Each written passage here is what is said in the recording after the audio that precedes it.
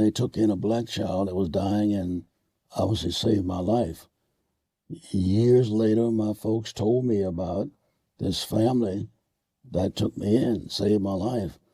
And in recent years, some friends of mine in South Carolina attempted to find that family, just to take a look and see who they were and see if they had descendants that we could say thanks to.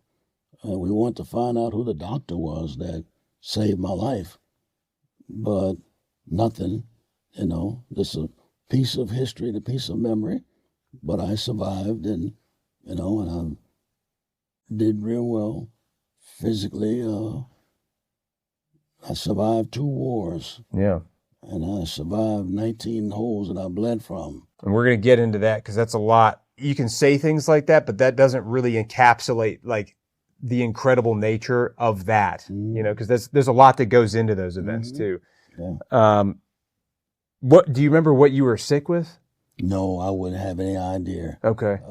And that was just a temporary thing. They just took care of you until you got better, and then you went back to my family. Okay. And then we moved on south to Baltimore. Okay. And you grew up in Baltimore. Do you remember how life was growing up in Baltimore? Yeah. How was life there? There were streets and stores on the corners, and the streets were paved, and there were automobiles. And I didn't see the horse and buggies that I saw in the South. There's still horse and buggies being used in the South. Oh, I don't know about now. Well, back then at that time. Yeah. But neighborhood, we got to know each other, and mostly blacks was in this particular neighborhood.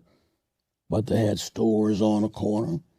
They had automobiles, and it was all new to me. Was it relatively safe there at the time? No. Not really? Well, because, in the black community, there were issues between black folks, and there was crime, and we had policemen, but they were not interested in protecting the black community. So it was kind of difficult survival in that particular era and area we lived. I mean, there was shootings and everybody carrying a knife and carrying a gun and all of that. Really? Yeah. Did you feel like you guys as a community had to kind of like look out for yourselves because the police weren't doing it? Yeah. Okay. Yeah. My wife is from Baltimore. Oh, okay. I don't know if I told you that. So she was born there, and tough lady.